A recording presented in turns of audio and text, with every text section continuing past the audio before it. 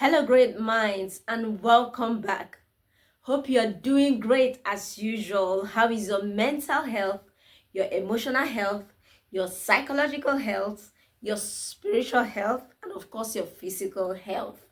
All these are very important. As long as you wake up each day, be grateful to God for the air that you breathe. Be grateful for life.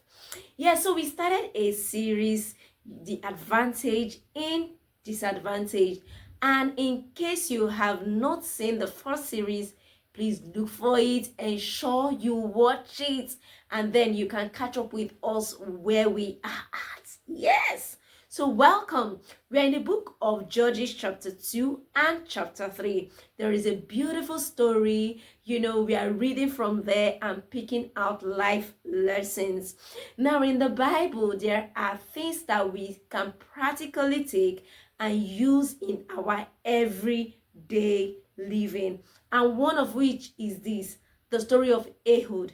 So if you have read it, if you have followed the first series, the first one, you're already catching up with us. But in case you're not, we encourage you to pick up your Bible. You're going to read the entire chapter of Judges chapter 2 and chapter 3. In the last video, we focused on picking out important things. Number one, that there is always advantage even in the things that men term disadvantage. There's advantage in circumstances, situation, whether directly with you or around you. And we pointed and noted out how the least in a particular place can end up bringing a very fantastic result and saving every other person. So make sure you watch it so that you can get the entire message, the entire thing that God has in stock. So we are continuing this, and we are dwelling in this second series. We are dwelling in the leg of the left hand of Ehud. Ehud was skilled. The Bible recorded that he was skilled with his left hand. That his left hand was skilled in it. Whatever it is that your hand finds doing, the Bible tells us that we should do it with all our might and with all diligence. Even if the left hand as at that time was seen as a disadvantage, Ehud, who was left-handed, ensured that he was skilled in it.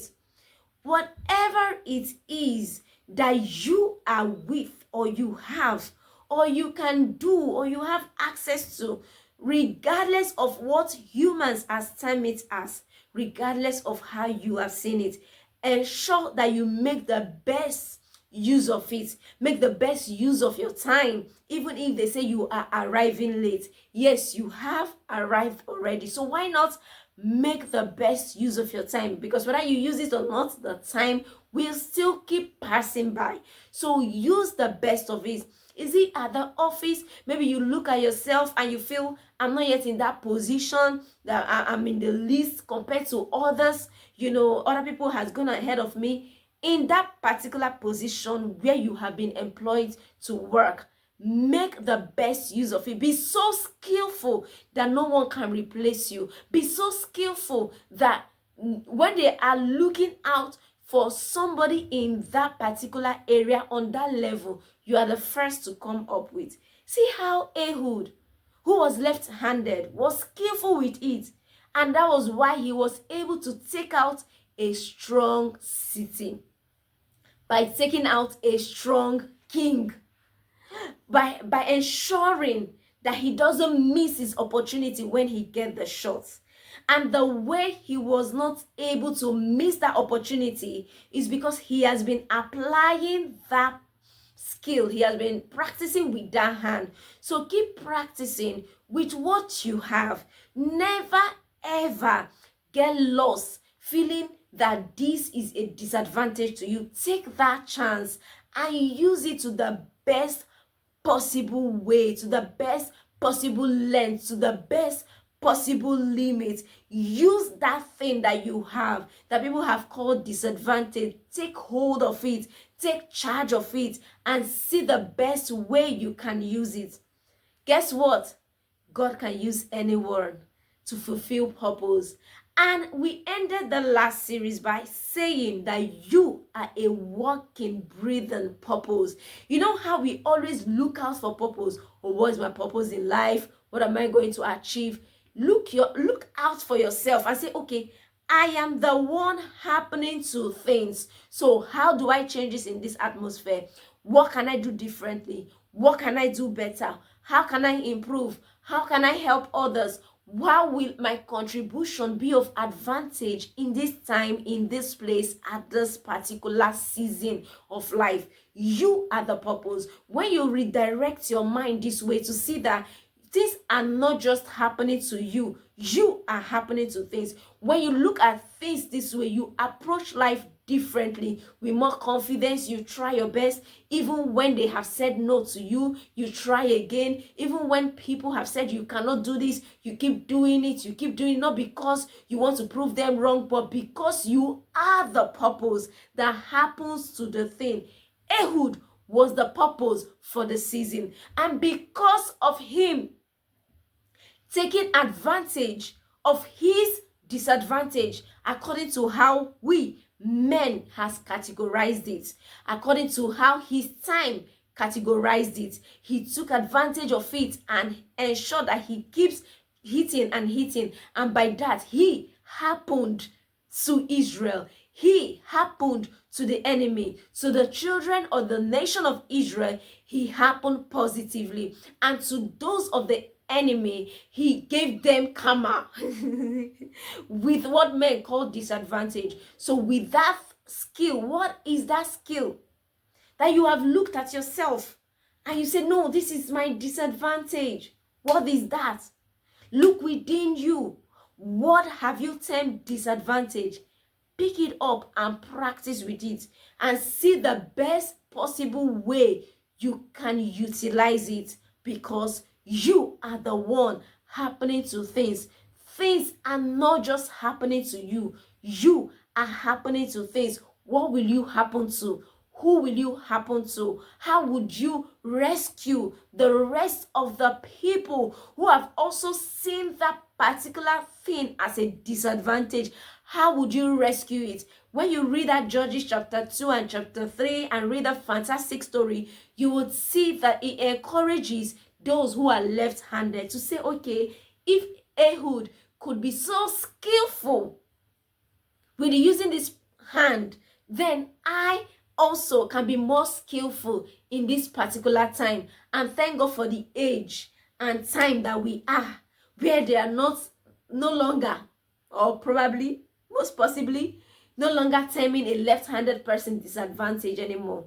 You see how we should not allow the current time to hold us hostage, the current time to keep you still. What doesn't look acceptable now, the positive thing, can be the highlight for others to learn from tomorrow. So what exactly is that thing? We also saw in the first video before this how we emphasized that Ehud was from the least tribe, the tribe of Benjamin, and was able to help Israel achieve the best thing. 80 years of freedom, 80 years of peace. 80 years. You know how we know the tribe of Judah, war, the tribe of Levi, the priest and all that. But this is Benjamin, the tribe of Benjamin, coming up to achieve this with someone who was seen as disadvantaged. So we are using this scripture to tell ourselves, to tell us, to tell myself, to tell you that you are not the least. And even if men has categorized you as the least, you are still useful to God in the best possible way. You can just be the best thing that happens to your nation. You can just be the best thing that happens to your family. You can just be the best thing that happens to your friends. You can just be the best thing that happens to your neighborhood. You can be the best thing that happened to the course of your choice. Maybe you're the best thing that will happen to medicine. You're the best thing that will happen to technology. You're the best thing that will happen to the flight industry, the travel industry. You're the best thing that can happen to the finance industry. You're the best thing that can happen to life coaching industry. You are the best thing that can happen wherever you find the science, in whatever thing, in the medical field, in whatever area. You can be the best thing that happened to Christianity. Yes, you can be the best thing that happened in whatever field or area you find yourself. So please, keep honing your skills, keep sharpening it, keep practicing, keep trying again, keep going up. And even if it looks like you're failing, learn from that failure. See it as a lesson. Get up and keep continuing. Keep trying. Try again. Go again. Get up again. And just keep on at it. And the end will justify the means. You would see that it is not just about you. Whatever is happening to you, whatever you are happening to, it's not just about you. At the end of the day, it's about the so many lives that are attached to you. I can tell you, so many people are attached to you. So many lives are attached to you. So you can't just give up and say you are disadvantaged. Get up and happen to your society. Get up and happen to your family. Get up and happen to your industry. Get up and happen to your business field. Get up. You can be the best thing that happened to fashion. Yes. They might look at you as someone that is not a fast learner, but you can just be the best thing that's ever happened to learning. So get up and try again. So we are using this to say, in every disadvantage, there is an advantage. You know how someone would want to travel and they would not eventually, maybe because maybe they missed their flights, or they got to a bus station and the bus has left, or they wanted to take a train, they didn't meet up with the time, and then they realized that there was a reason for them missing the flight, not catching up with the bus, not meeting up the train, at the train station. There is always a reason for everything. What if your holding back will be the only thing that will hold back what you are meant to accomplish? The many people you are meant to liberate in that area. Life is not just about me. Life is not just about you. Life is also about the so many people that God has attached to us. That is why we are not living alone in this planet. That's why we have other people. As much as we are looking forward to receiving, we also have a lot to give. So please, don't settle for less. Do not look at anything as the worst that could happen, and never allow anything make you to give up. We'll stop here for now and we'll continue in the next video. Until then, keep honing your skill in every areas as much as you can. Do you know that popular quote that they say, "Jack of all trade, master of none"? That is not all the quotes. That is just a part of the quote. The entire quote says, "Jack of all trade, master of none, but sometimes better than the master of one." It means that you putting your best in every possible thing that you can makes you, or puts you more at advantage than somebody who masters just one and prefers to do just one. Yes, so please don't allow the half quote of it, and kindly check if I quoted it right. It's always important to recheck so that you would catch or have the glimpse of the insight that is in anything that you want to do. So keep honing your skills, keep getting up, keep trying again. You are purpose. You are a walking purpose that is happening to things. Things are not just happening to you, you are happening to things. Until we meet again, do have a great day. See you. Ciao.